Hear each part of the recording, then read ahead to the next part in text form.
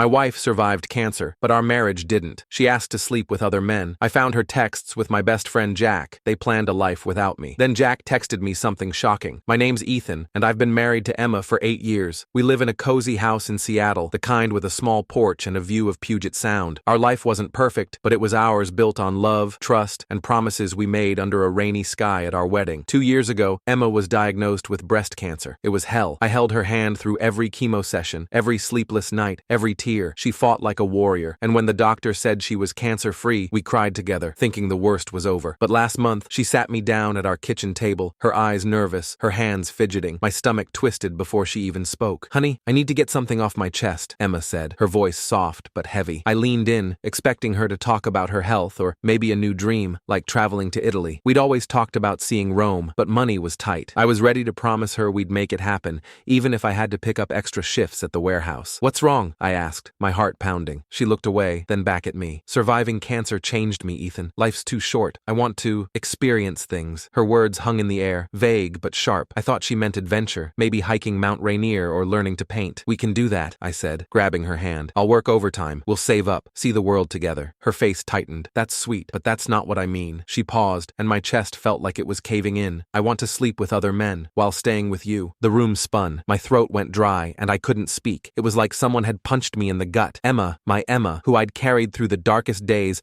was asking to break our vows. Her eyes pleaded, but I could barely look at her. "I can't do that," I finally choked out. "I can't share you. It'd destroy me." She looked hurt, like I was the one betraying her. "You don't understand what it's like to face death," she said, her voice sharp. "I need to feel alive." I suggested other ways, hobbies, classes, anything but this. She nodded, but her face was cold, distant. That night, I lay awake, staring at the ceiling, wondering if our marriage was already slipping away. My heart ached, torn between love and the sting of her words. How could she ask this? And why did I feel like I was losing her, even though she was right there? The weeks after Emma's request felt like walking on eggshells. I'd wake up each morning hoping it was a bad dream, but her behavior told a different story. She started coming home late from her marketing job in downtown Seattle, her heels clicking on the hardwood floor well after 9. She'd always been a jeans and sweater kind of woman, but now she wore fitted dresses, vibrant colors that turned heads. Her makeup was flawless red lipstick, smoky eyes, like she was headed to a gala, not an office. "Just trying to feel good about myself," she'd say when I raised an eyebrow. I wanted to believe her. I tried to. She'd breeze through the door, her perfume a spicy scent I'd bought her for our 5th anniversary trailing behind. "Long day at the office," she'd mumble, tossing her bag on the counter. "Team drinks after work." I nodded, swallowing the unease creeping up my throat. But then,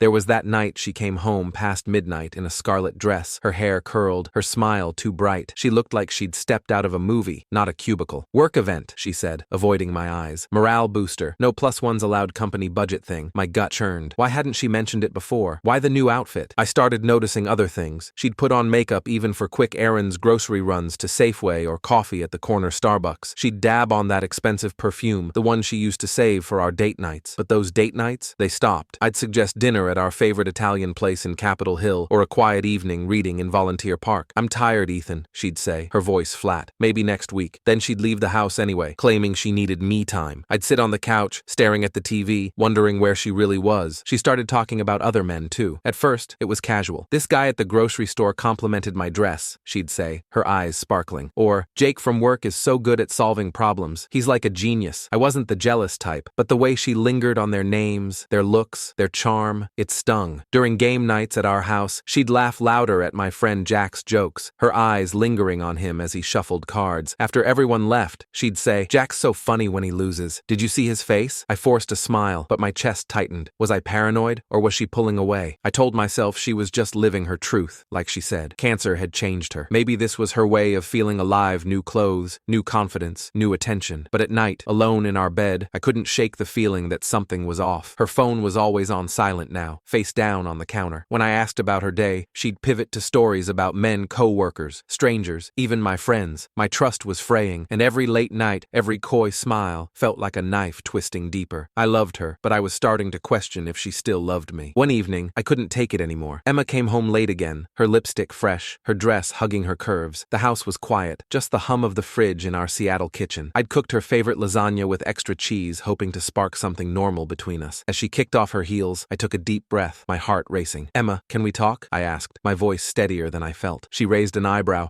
tossing her purse on the counter. "Sure, what's up?" Her tone was light, but her eyes darted away. I swallowed hard, the words heavy in my throat. I've noticed you're different lately, coming home late, dressing up, talking about other guys. It's making me feel insecure, like I'm losing you. Her face hardened, and she crossed her arms. So what? You're keeping tabs on me now? Her voice was sharp, like a blade. I'm just living my life, Ethan. I told you, cancer changed me. I'm allowed to feel good, aren't I? I flinched. She was right. Hadn't I encouraged her to find new hobbies? But this felt different. I'm not trying to control you, I said, my hands shaking. It's just, you asked to sleep with other men. Now this? It's hard to ignore. She rolled her eyes, stepping closer. You're being paranoid. I'm not doing anything wrong. I'm just being me. The me I want to be after almost dying. Her words hit like a punch. I thought of her in the hospital. Frail, scared. Was I the bad guy here? I trust you, I said, though my voice wavered. But the late nights, the way you talk about other men, it's messing with my head. Emma's jaw tightened. You don't get it, do you? Facing death makes you want to live. Really live. I don't need you policing my every move. She turned away, her heels clicking as she headed upstairs. I stood frozen, the lasagna cold on the table. Had I overreacted? Was I suffocating her? That night, I lay in bed, her words echoing. I felt guilty for doubting her. She'd beaten cancer, survived the unthinkable. Maybe I was being selfish, clinging to the old Emma, the one who didn't need more than me. But then I'd picture her in that scarlet dress, laughing about some guy at work, and my stomach would knot up. Was she really just living, or was she hiding something? One moment, I was convinced she was using her cancer as an excuse to pull away. The next, I hated myself for thinking that. I loved her, but the doubt was eating me alive. I stared at the ceiling, torn between trusting her and the gnawing feeling that I was being played. A few weeks later, Emma dropped another bomb. We were sitting on the couch in our Seattle living room, the TV flickering with some show neither of us was watching. Her voice was soft, almost hesitant. Ethan, what if we opened our marriage? My heart sank. The air sucked out of the room. She went on, talking about how it would make us both happier, how we'd set rules to avoid jealousy. Her eyes were bright, pleading, but I felt like I was drowning. It's not cheating if we agree, she said. It's just freedom. I couldn't look at her. My mind flashed to our wedding day, her smile under the umbrella as rain poured down in Pike Place Market. I'd promised to make her happy, no matter what. But this? It felt like betrayal dressed up as compromise. Still, she'd been through so much cancer, fear, pain. If this was what she needed to feel alive, could I deny her? My throat tightened, but I nodded. Okay, I whispered, my voice breaking. We can try it. The next few weeks were torture. Every time Emma left the house, my mind spiraled. Was she with someone else? At work, I'd stare at my phone, imagining her laughing with another man. She'd come home late, her perfume sharp, her smile distant. Just out with friends, she'd say, but her phone was always on silent, face down. I stopped hosting game nights. Jack and the guys noticed I was off, but I couldn't tell them why. The thought of Emma flirting with them or worse made my skin crawl. I tried to focus on work, hauling boxes at the warehouse, but paranoia followed me. Every guy she mentioned, her co-worker Jake, a stranger at the coffee shop, felt like a threat. I'd lie awake, picturing her with them, my chest tight with jealousy. Our dates dwindled to nothing. I'd suggest a walk along Alki Beach, but she'd claim she was too tired, only to leave for errands an hour later. Her makeup was bolder, her dresses tighter, and that perfume she wore it everywhere but with me. I felt like a ghost in my own life. Friends stopped calling as much, sensing my withdrawal. At home,